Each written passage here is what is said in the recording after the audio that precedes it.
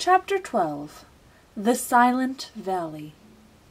"How agreeable and pleasant this valley is," thought Milo, as once again they bounced along the highway, with the humbug humming snatches of old songs to his own vast amusement, and Talk sniffing contentedly at the wind. "I really can't see what Dr. Discord was so concerned about. There certainly couldn't be anything unpleasant along this road." And just as the thought crossed his mind, they passed through a heavy stone gateway, and everything was very different. At first it was difficult to tell just what had changed. It all looked the same, and it all smelled the same. But for some reason, nothing sounded the same. "I wonder what's happened," said Milo. At least that's what he tried to say, for, although his lips moved, not a sound came from his mouth. And suddenly he realized what it was, for Talk was no longer ticking, and the humbug, although happily singing, was doing so in complete silence. The wind no longer rustled the leaves, the car no longer squeaked, and the insects no longer buzzed in the fields.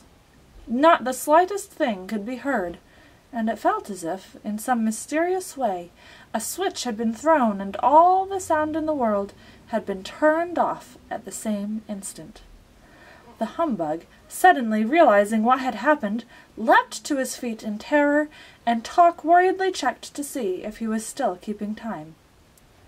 It was certainly a strange feeling to know that no matter how loudly or softly you chatted, or rattled or bumped, it all came out the same way, as nothing. How dreadful, thought Milo, as he slowed down the car. The three of them began to talk and shout at once with absolutely no result until, hardly noticing where they were going, they had driven into the midst of a large crowd of people marching along the road.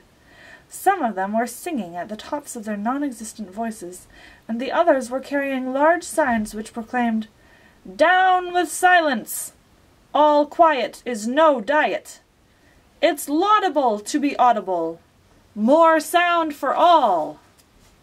And one enormous banner stated simply, "Hear, hear!" Except for these, and the big brass cannon being pulled along behind, they all looked very much like the residents of any other small valley to which you've never been. When the car had stopped, one of them held up a placard which said, "Welcome to the Valley of Sound," and the others cheered as loudly as possible, which was not very loud at all. "Have you come to help us?" asked another, stepping forward with his question. "Please," added a third. Milo tried desperately to say who he was and where he was going, but to no avail. As he did, 4 more placards announced, "Listen, look carefully, and we will tell you of our terrible misfortune." And while 2 of them held up a large blackboard, a third, writing as fast as he could, explained why there was nothing but quiet in the Valley of Sound. "At a place in the valley not far from here," he began, "where the echoes used to gather and the winds came to rest, there is a great stone fortress, and in it lives the Soundkeeper who rules this land. When the old King of Wisdom drove the demons into the distant mountains, he appointed her guardian of all sounds and noises, past, present, and future. For years she ruled as a wise and beloved monarch, each morning at sunrise releasing the day's new sounds to be borne by the winds throughout the kingdom, and each night at moonset gathering in the old sounds, to be catalogued and filed in the vast storage vaults below." The writer paused for a moment to mop his brow, and then, since the blackboard was full, erased it completely and continued anew from the top. "She was generous to a fault, and provided us with all the sound we could possibly use, for singing as we worked, for bubbling pots of stew, for the chop of an axe and the crash of a tree, for the creak of a hinge and the hoot of an owl, for the squish of a shoe in the mud, and the friendly tapping of rain on the roof, and for the sweet music of pipes and the sharp snap of winter ice cracking on the ground. He paused again as a tear of longing rolled from cheek to lip with a sweet salty taste of an old memory. And all these sounds, when once used, would be carefully placed in alphabetical order and neatly kept for future reference. Everyone lived in peace, and the valley flourished as the happy home of sound. But then things began to change. Slowly at first, and then in a rush. More people came to settle here, and brought with them new ways and new sounds, some very beautiful and some less so. But everyone was so busy with the things that had to be done that they scarcely had time to listen at all, and as you know, a sound which is not heard disappears forever, and is not to be found again. People laughed less and grumbled more, sang less and shouted more, and the sounds they made grew louder and uglier. It became difficult to hear even the birds or the breeze, and soon everyone stopped listening for them.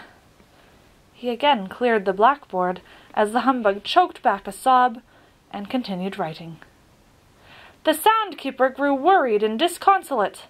Each day there were fewer sounds to be collected, and most of those were hardly worth keeping. Many people thought it was the weather, and others blamed the moon, but the general consensus of opinion held that the trouble began at the time that rhyme and reason were banished. But, no matter what the cause, no one knew what to do.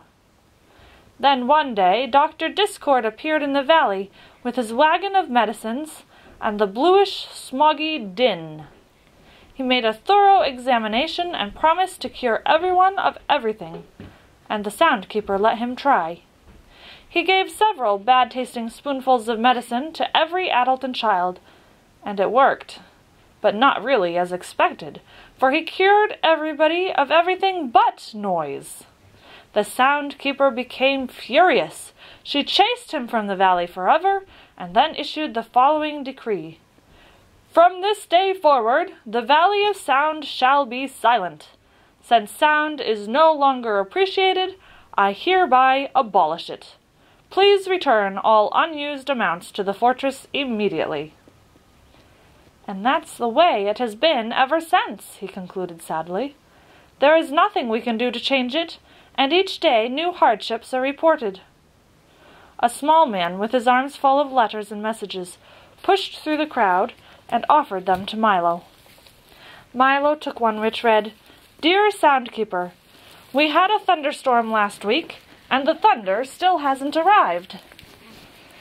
How long should we wait? Yours truly, a friend.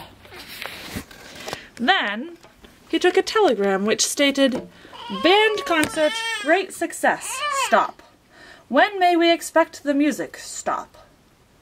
Now you see, continued the writer, why you must help us attack the fortress and free sound. What can I do? Wrote Milo. You must visit the sound-keeper and bring from the fortress one sound, no matter how small, with which to load our cannon.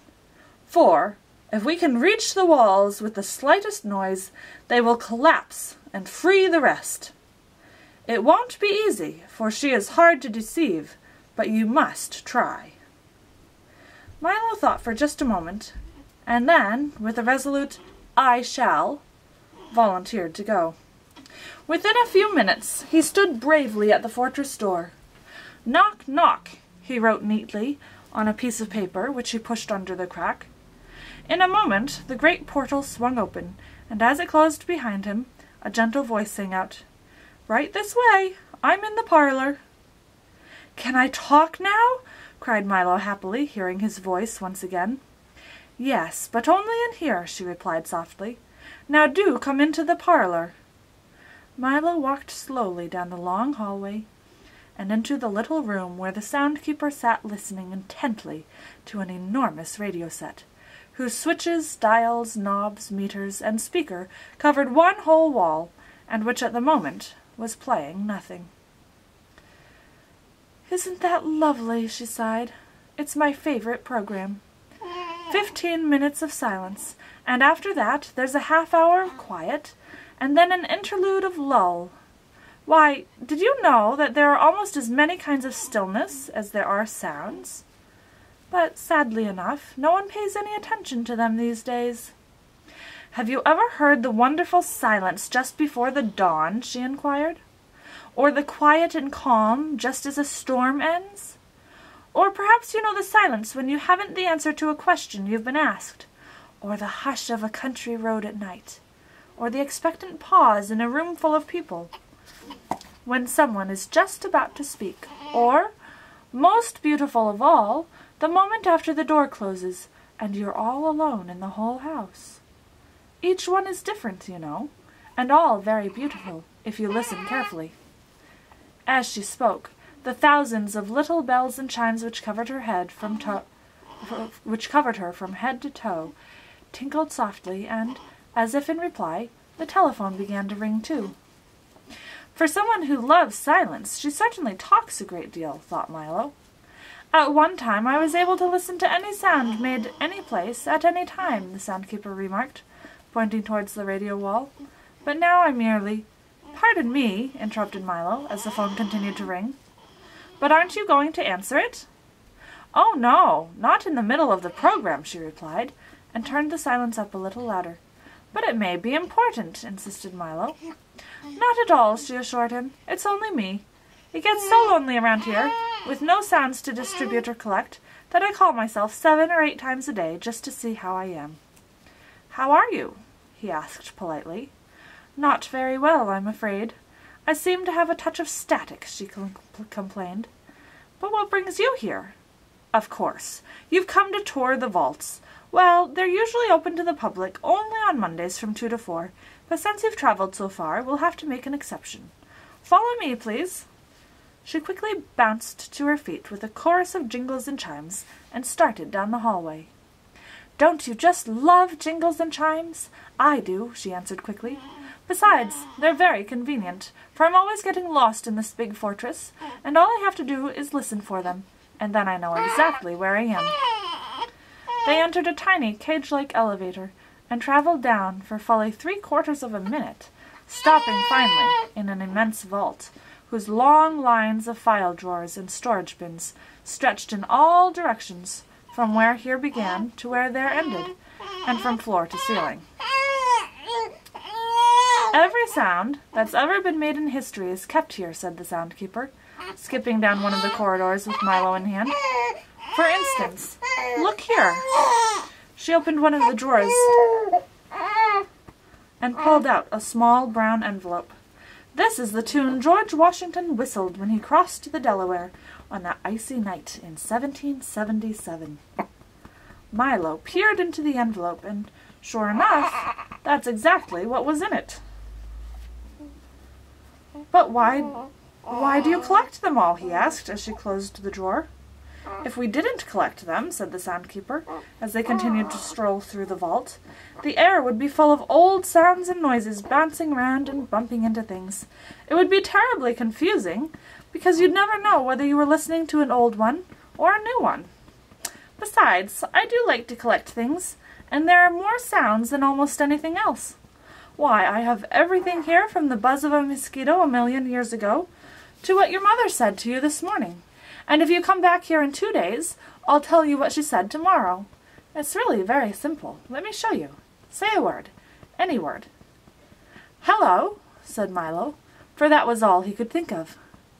"Now where do you think it went?" she asked with a smile. "I don't know," said Milo, shrugging his shoulders. "I always thought that—" "Most people do," she hummed, peering down one of the corridors. "Now, let me see. First we find the cabinet with today's sounds. Ah, here it is. Then we look under G for greetings, then under M for Milo, and here it is already in its envelope. So, you see, the whole system is quite automatic. It's a shame we hardly use it any more." "That's wonderful," gasped Milo. "May I have one little sound as a souvenir?" "Certainly," she said with pride, and then, immediately thinking better of it, added, "not. And don't try to take one, because it's strictly against the rules." Milo was crestfallen. He had no idea how to steal a sound, even the smallest one, for the Soundkeeper always had at least one eye carefully focused on him. "Now for a look at the workshops," she cried, whisking him through another door and into a large abandoned laboratory full of old pieces of equipment, all untended and rusting. "This is where we used to invent the sounds," she said wistfully. "Do they have to be invented?" asked Milo, who seemed surprised at almost everything she told him. "I thought they just were." "No one realizes how much trouble we go through to make them," she complained. "Why, at one time this shop was crowded and busy from morning to night." "But how do you invent a sound?" Milo inquired. "Oh, that's very easy," she said. "First, you must decide exactly what the sound looks like, for each sound has its own exact shape and size. Then you make some of them here in the shop, and grind each one 3 times into an invisible powder, and throw a little of each into the air every time you need it." "But I've never seen a sound," Milo insisted. "You never see them out there," she said, waving her arm in the general direction of everywhere, except every once in a while on a very cold morning when they freeze. "But in here we see them all the time. Here, let me show you." She picked up a padded stick and struck a nearby bass drum 6 times. 6 large, woolly, fluffy cotton balls, each about 2 feet across, rolled silently out onto the floor. "You see," she said, putting some of them into a large grinder. "Now listen." And she took a pinch of the invisible powder and threw it into the air with a boom, boom, boom, boom. "Do you know what a hand clap looks like?" Milo shook his head. "Try it," she commanded. He clapped his hands once, and a single sheet of clean white paper fluttered to the floor. He tried it 3 more times, and 3 more sheets of paper did the very same thing. And then he applauded as fast as he could, and a great cascade of papers filled the air. "Isn't that simple? And it's the same for all sounds. If you think about it, you'll soon know what each one looks like. Take laughter, for instance," she said, laughing brightly, and 1,000 tiny, brightly colored bubbles flew into the air and popped noiselessly. "Or speech," she continued. "Some of it is light and airy, some sharp and pointed, but most of it, I'm afraid, is just heavy and dull." "How about music?" asked Milo excitedly. "Right over here. We weave it on our looms. Symphonies are the large, beautiful carpets with all the rhythms and melodies woven in. Concertos are these tapestries, and all the other bolts of cloth are serenades, waltzes, overtures, and rhapsodies. And we also have some of the songs that you often sing," she cried, holding up a handful of brightly colored handkerchiefs. She stopped for a moment and said sadly, "We even had one section over there that did nothing but put the sound of the ocean into seashells. This was once such a happy place." "Then why don't you make sound for everyone now?" he shouted, so eagerly that the Soundkeeper leapt back in surprise. "Don't shout so, young man. If there's one thing we need more of around here, it's less noise. Now come with me and I'll tell you all about it. And put that down immediately." Her last remark was directed toward Milo's efforts to stuff one of the large drum beats into his back pocket. They returned quickly to the parlor, and when the Soundkeeper had settled herself in a chair and carefully turned the radio to a special hour of hush, Milo asked his question once again, in a somewhat lower voice. "It doesn't make me happy to hold back the sounds," she began softly, "for if we listen to them carefully, they can sometimes tell us things far better than words." "But if that is so," asked Milo, and he had no doubt that it was, "shouldn't you release them?" "Never!" she cried. "They just use them to make horrible noises which are ugly to see and worse to hear. I leave all that to Dr. Discord and that awful, awful din." "But some noises are good sounds, aren't they?" he insisted. "That may be true," she replied stubbornly. "But if they won't make the sounds that I like, they won't make any." "But," he started to say, and he got no further than that. For he was about to say that he didn't think that was quite fair, a thought to which the obstinate Soundkeeper might not have taken kindly, he suddenly discovered the way he would carry his little sound from the fortress.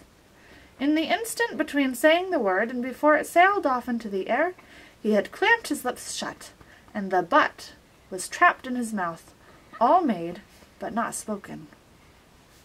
"Well, I mustn't keep you all day," she said impatiently. "Now turn your pockets out, so that I can see that you didn't steal anything, and you can be on your way." When he had satisfied the soundkeeper, he nodded his farewell, for it would have been most impractical to say "thank you" or "good afternoon," and raced out the door.